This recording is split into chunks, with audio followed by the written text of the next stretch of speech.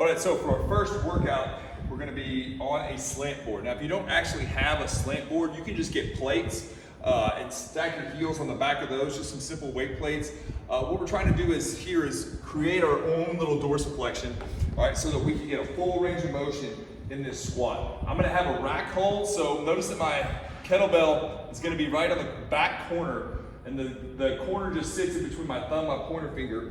I'm gonna pull my elbows either in tight to my body or up. We don't want them to get out here. We wanna be up here. Find your whole foot, and we're gonna move down and up. The magic here is keeping our torso upright, and notice how I never take a pause. I don't stop at the top, I don't stop at the bottom. I'm not moving fast, I'm just not stopping. I'm gonna keep breathing, try to keep those elbows up, and I'm gonna perform 12 repetitions. Okay, again, torso upright, elbows up, and then not stopping. Don't take a break at the top and think about your feelings, just go, keep moving. Then we're gonna take, I've got the sand balls, any med ball works. We've got 10, 15 pounds, we're gonna try to get a max throw as high as we can. Gonna have an underhand basket carry. I'm gonna squat, and I'm gonna push through the ground and throw up. Try to just throw it as high as you can. Don't worry about throwing it back super far. We throw it up against the wall here so that we don't have to go chasing everywhere. And we'll reset. The idea here is to push off through the ground. So I'm really throwing from my legs. I'm not just slinging my arms.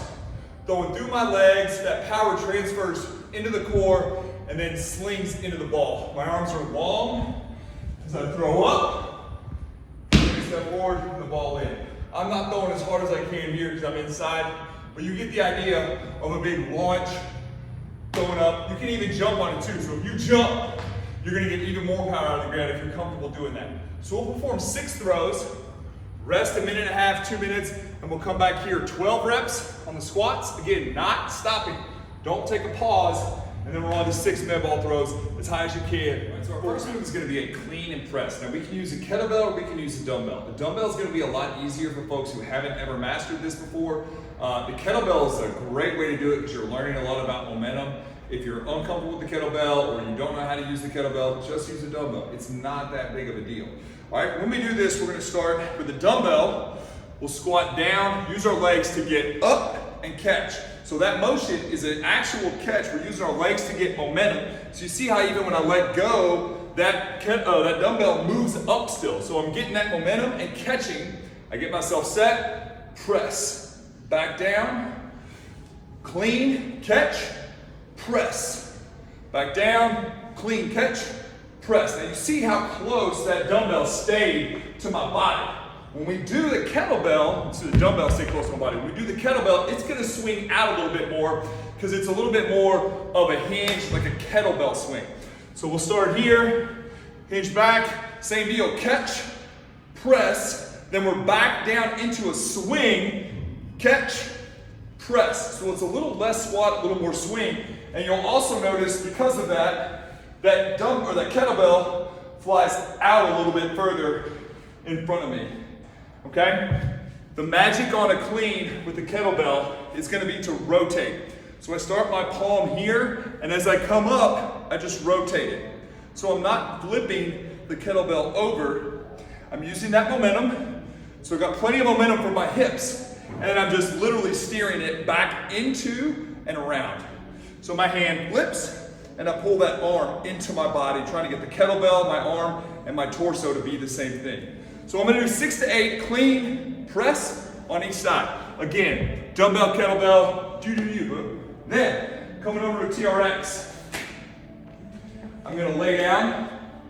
I'm putting one foot up on the bench, one leg up, and I have 5 rows.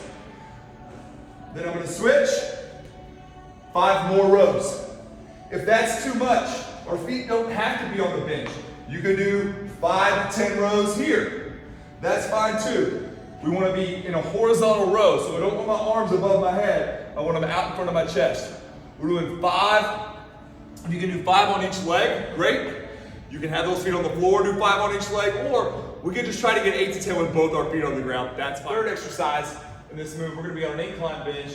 We're gonna hold here at the top. Now I'm not pulling from the top, so if you're feeling your arms, you're moving this incline around, that's not what we want to do. We want to pull from down here, we're going to tuck our knees up. This is just for support. Tuck the hips up, back down. Tuck the hips up, back down. Notice I'm getting my butt off the seat, back down. I'm not jerking up from here trying to get this move. I'm pulling from the bottom up. If you don't get your butt off the seat, that's fine. If you're not real tall, you can start with your butt off the seat. You can start there, okay? So we're here, tuck, back down. Tuck, back down.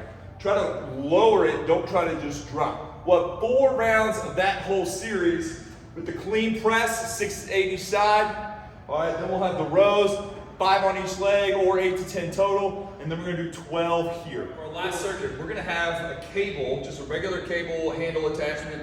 I've got a block here, I've got some DC blocks, I've got like 4 of them. It's just gonna be about mid-shin height. It doesn't need to be super tall, okay?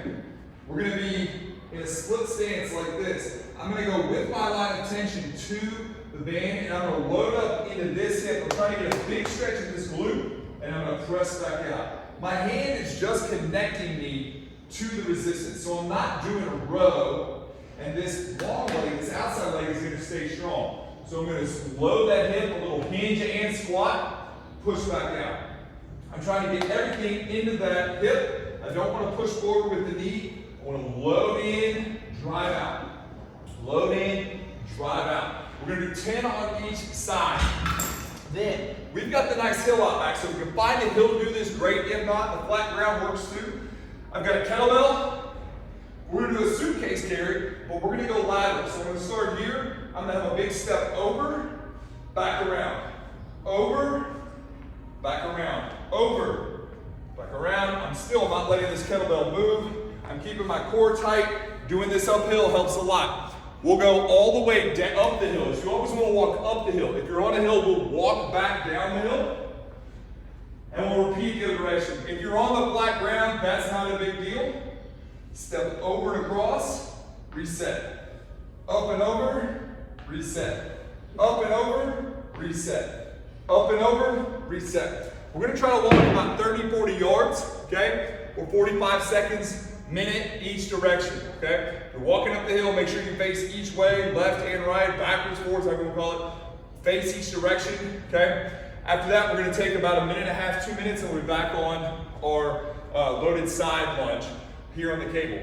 Go as heavy on this as you can, but make sure your form is good, you're able to load up into that hip. Same deal here. Make sure that we're not slinging around and everything, but try to push the weight on that suitcase carry. We're gonna do 4 rounds here. And that'll finish us up. So thanks for your workout. If you got questions, holler at us. If you want to come visit us, we'd love to see you. Appreciate you. Have a good workout.